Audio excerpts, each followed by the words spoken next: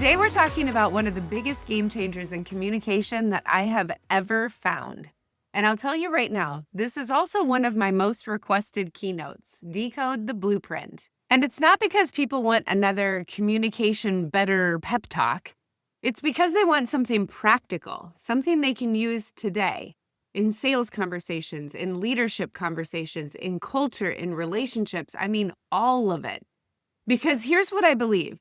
AI is going to replace a whole lot of tasks, a lot of the busy work that we all do, a lot of that mundane stuff. But AI cannot replace the moment when two humans need to actually understand each other. That moment is still on us, so let's make it easier. Welcome to the Lead with Spark podcast, the show where real women lead with authenticity, show up with presence, and live out their purpose. I'm Lindsay Mulder, speaker, C-suite executive, family gal, travel junkie, and a firm believer that your leadership starts from within. Around here, we go beyond the fluff. We talk about the real stuff no one teaches you in leadership training. Your values, your superpower strengths, boundaries to stop burnout, and how to quit being the chaos coordinator of your own life. Whether you're building a business, leading a team, or just trying to stop feeling stuck in the daily grind, this is your space to get clear, get aligned, and finally lead with confidence. So let's cut the noise and reconnect with the spark that makes you, you. Let's go get our spark on. Here's the big idea. You can have the right message and still not be heard, because different people speak different languages. You know, my family loves to travel. Last March, 2 of our boys and my husband and I went over to Barcelona. Oh, okay, love that city. If you have not been, you have to go. One of my favorites. In Barcelona, they speak Spanish, Catalan, and many of them speak English. And so when we would go into a conversation with them, you never knew what language they were going to start with. We had some really funny situations. One of my sons would crack me up because he knew a little bit of Spanish, so he could talk a little bit. But when he would get to words that he didn't know the translation for, he would simply add an A to the end of the word. And it wouldn't be the same meaning. And so eventually they would move on to sign language, trying to understand each other. And pretty soon they would translate to English, but everybody would laugh along the way. My youngest son would take a completely different approach. He would just sit quietly and then tap one of the other 3 of us and say, "What did they say? Can you order me this?" He wouldn't talk to them. He would just wait for someone else to do it. And then you had my husband, where if he thought someone couldn't understand, he would just talk louder and he would just start screaming at them. And they would kind of look at him like, "What are you doing? I just don't know the language that you're speaking." I was actually probably the worst because I do speak a little bit of Spanish. And so I thought that I would be able to communicate with them and speak Spanish and everything would go fine. I realized after I had ordered some appetizers, that wasn't true. The table next to us had these amazing stuffed mushrooms. And in Barcelona, there's tons of tapas. So you order these little plates and then everybody gets to share them. So we had ordered a whole bunch of tapas. And as they're coming out, we're like, yep, that's what I expected. Oh my goodness, so yummy. But then this plate came out and it was a plate of anchovies. You see, the word in Spanish for stuffed mushrooms is very similar to the Catalan word for anchovies. So unbeknownst to me, when I thought I was speaking the same language, we actually got completely different results. Now, we would expect that to happen when we are traveling. We know that there's going to be communication barriers. We're thankful for Google Translate. But here's the reality. This is just Tuesday at work. This happens all the time. And that's why decoding the blueprint is so important. We need to speak the same language as the people that we're around. And it's not about being inauthentic. It's about being respectful of who they are and giving them the information that they need to process and to be able to hear you. What I want to talk to you about today is Codebreaker technology. This gives us a clean way to understand those languages through bank codes. Blueprint, action, nurture, knowledge. Those are the 4 personality types. And what I love about this is it takes communication from, I hope I'm saying the right thing, to I know how to adjust in real time. Now, I'm going to tell you, I'm completely fascinated by personality assessments. I have taken all of them. I've actually been certified in several, DISC and Strengths Finders. But here's the deal. None of them taught me how to change my communication to impact my sales and my influence and my leadership. They told me a whole lot about me, which I think is fantastic. But this is going to tell you how you can speak the same language so that you can actually be heard. Let me tell you a story, and it's one of those stories that makes you go, oh, that's what happened. She told me that she went into a meeting with a prospect, was planning on pitching her information. Great opportunity, right? On the telephone call when she had scheduled the meeting, the person was super excited. But here's what happened. She got stuck in traffic, and she showed up about 10 minutes late. She didn't text them. She didn't give them a call so that they had a heads up that she was going to be late. She just showed up late. And then she walked in. She was a little bit flustered. She set her organized stack of files and papers on the edge of the table, and they fell on the floor. Papers went everywhere. It was a whole scene as she tried to pick it up and shuffle it back together. And she said the second that happened, the person completely changed. They got closed off, the energy shifted, they sat back in their chair and distanced themselves. And she didn't understand what happened between the phone call and that meeting until we started talking about communication styles. And then it clicked. You see, that person was what I call a blueprint. And in the blueprint world, what do they value? Organization, precision, respect for time, a plan. So what she did, even though it was accidental, was she communicated in the first 3 minutes that she was unprepared, disorganized, and late. And it didn't matter that she was smart. It didn't matter that she was an expert in her industry and what she was offering was exactly what they needed. It actually didn't even matter that she had a solution for them. She had lost their trust before she ever got to the content. That's what executive communication is right there. Because executive presence and communication aren't about being perfect. They're about building trust. This is why I say, if you can decode their personality style quickly, you can adjust instantly. And when you do that, you can then be heard. So let's break down each style in a way that you can actually use. And I'm going to put some links in the show notes that'll help you. So you can actually go out and use our technology to be able to do this for you. There are 4 codes. So let's talk about what each code values and then how they talk so that you can pivot when you're speaking to them and actually be heard. We already talked a little bit about blueprints. Blueprints love structure and clarity and timelines, details that support a plan. When they communicate with you, they want you to be very prepared, show up on time. Be organized. Let them know that you have done this before. You've got a process that's proven that will work. If you're presenting to a blueprint, you're not overdoing it by sending an agenda in advance. You're actually speaking their language. With a blueprint, you want to say, okay, here's the plan, here's the timeline, and here's what success looks like. They will love that. The second one is action, and this is me. Anybody who knows me knows that this is true. Actions love speed. We love results. We make decisions really fast. We're always thinking about moving forward, never backwards. We do not want the 12-page explanation. We do want you to speak in bullet points to us about here's what we're doing and when, and here's what your next step is. A quick phrase that you could use with someone that's in action is, here's the goal, here's the top 3 priorities, and here's the next step, period. We love that. Now let me take you to the third one. That's nurturer. Nurturers love connection. They love relationships. They want everybody to collaborate together and have teamwork. They build that trust through the warmth and the energy. This is the person who talks to you and actually wants to spend time talking about your weekend and your family, what your dogs are doing, about your life. That's not wasting time to them. That's building trust. You can spot a nurturer right away because they go in for that hug. They give you the 2-handed handshake. They make you feel like you've known them for years instead of just 30 seconds. That's a big clue with your nurturer. They're going to work with you because of how they feel when they're around you, not by what you've said or done. When you talk to them, you want to say something like, I'm glad we're talking. I care about what this means for you and your team. And the fourth code is knowledge. Knowledge loves, as you can imagine, information, logic. They want to know somebody's title and their credibility. They want time to think about what you're explaining to them. You need to give them the facts and the data.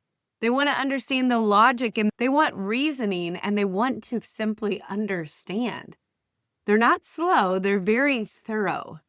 When you're talking to them, you might say something like, here's the research, here are the options, and here's the recommendation based on the data. Now, here's where this starts to get fun. Let's say you're trying to communicate one message. We need to change the process. Watch how that lands differently depending on their code. A blueprint would say, here's the updated process, here's why we're changing it, and here's the timeline. An action person would say, we're changing it starting Monday. Here's what's different, and here's what I need from you. A nurturer would say, I want to make this change easier on the team. Here's how we'll support everyone through it. The knowledge person is going to say, here's what we learned, here's what's not working, and here's why this new process is better. It's the same message, but totally different language. And if you're speaking blueprint to an action, you lose them. And if you're speaking action to a nurturer, you lose them too. And of course, if you're speaking nurture to knowledge, they may trust you, but they still are not going to make a decision. This is the secret. People don't resist your message. They resist the way that it's delivered. So how do you win back someone after a miss? Let's go back to that sales story that I was sharing with you. If you realize you're in front of a blueprint and you just had a very messy start, what do? You don't pretend that it didn't happen. You name it, clean it up, and restore that trust. It sounds something like, oh my goodness, thank you for your patience. I value your time. Here's what we're going to cover today, and I'll keep us on track. Then you give them the structure that they need and desire, an agenda, a timeline, clear next steps, and follow up in writing. Blueprints don't need perfection. They need proof that you respect the process. Now, I already told you I'm an action brain. I do have nurture that equals the same height, but primarily action. Which brings me to a really good point. We have all four of these codes inside of us. Our first code is our dominant. Our third code is actually the stress one. So when I go into stress, for me, it's blueprint. I start to get really detailed in the plan. And then our fourth code is simply the one that isn't as important to us. But if you're sitting there going, well, I have a little bit of that and I have a little bit of that one, absolutely you do. You actually have all four inside of you. They are just arranged differently in every single person. And I want to make this super real to you because I have seen this play out in my own leadership. In my position in the corporate world, I often had new teams that became part of the organization. And when that new team would come in, I would hold a team meeting and I would introduce myself something like this. Hey, I'm Lindsay. I'm action-oriented. My brain actually thinks in bullet points. And I'd tell them honestly, if you send me an email that's a novel, I'm probably going to read the first couple lines. Not because I don't care, because my brain is scanning for the point so that I can get information back to you quickly. If it's really long, I'm probably going to park it in a read this soon, but not right now, because my brain doesn't process it. I would also tell them I'm an auditory learner. I love conversation. Tell me out loud and I'll remember it. When you bring a problem to me, I don't need the history. I know that you have done everything in your power to research it. I trust you. You're an expert. Help me understand what we need to do to resolve it and move forward. And I'd have to clarify something that was so important. If you get a really quick email from me with just one line, it's not because I'm mad. I've had people misread my emails all of the time. They would send me something, I would respond back the information they need, but I wouldn't put a fluffy intro to it. I wouldn't add any facts. So those nurturers would come back to me and say, are you mad at me? And I'm thinking, mad? No, I just didn't add glitter and greeting card to the email. In my mind, I was doing them a favor. It was a fast answer, a quick solution. They could keep moving. Do you hear action all over that? In their mind, nurturer, it felt cold because their style needed warmth and context. They wanted to know that we were collaborating to move forward. That is the exact moment where you can realize your intention doesn't matter as much as their experience. Their experience allows them to hear you. And if you want to lead well, sell well, and connect well, you learn to translate that. Quick pause. This information is so important to me that I want to make sure that you have the ability to utilize it also. This can change the culture in your organization. This can change how you influence and negotiate with people. It changes communication in your relationships with your spouse and your children. So in the show notes, I'm going to put a link for you where you can get a whole bunch more information. All right, let's get practical. Here are quick tells that you can look for in the first minute of talking with someone to identify what their code is. If someone is asking you, and it doesn't matter if it's in an email or a text, or when you bump into them into the hallway, or even when you sit down to dinner with someone, if they're asking you, what's the plan? What's the timeline? You know it's a blueprint. If they say something like, so what do you need from me? It's pretty likely that they're action. If they say, how are you? How's the family? They mean it. They want to hear from you, and you know that they're a nurturer. If they're asking you for data or comparisons, or they want time to think about something, they're likely knowledge. And no, you're not labeling people like a science experiment. You're simply noticing what makes them feel psychologically safe enough to listen and then take action. So what do you do with all this knowledge? Here's what I want you to try this week. As you are listening to people in a meeting, over Zoom, sitting down with a friend at coffee, and you are struggling to communicate with them, I want you to ask yourself, what do they seem to value the most? Is it structure, speed, connection, information? What's bubbling up? Then adjust just one thing. If they're likely blueprint, let them know the plan, the agenda, what you're outlining the conversation to be like. If they're action, lead with the ask and the deadline. If they're nurture, just put your own agenda aside and take 60 seconds to connect with them. Ask them about their day. And if they're knowledge, dive into the why and the details to support it before you ask for any movement. Those shifts can ensure that you are speaking the same language as the person that you're talking to. And friend, if communication has felt harder lately, it's not because you're broken. It's because you're trying to move too fast, and we forget that humans still need translation. This is why Decode the Blueprint matters, because when you talk in someone else's language, you don't just get better results, you get better relationships, and that's leadership. If this episode helped, share it with someone who always gets misunderstood, or someone who is coming to you with frustrating situations because they just can't figure out why their communication isn't landing. You know who I'm talking about. If you realize that you've been acting like you're speaking in a different language in a different country, I would love to help you. Whether it's your team that's just having communication barriers, your company, or even just you one-on-one. I've got coaching programs, workshops, and keynotes to fit the bill for all of it.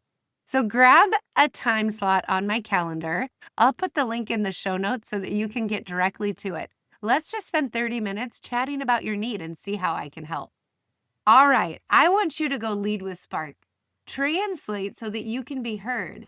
Make that pivot to become the top influencer, the top communicator, the top salesperson, and the person that values the relationships that they're in enough to decode the blueprint. Have a great week. Well, that's it for today. Thanks for being here and for doing the work to lead yourself first. If this episode sparked something for you, take a second to subscribe, leave a review, or share it with another woman who's ready to own her leadership.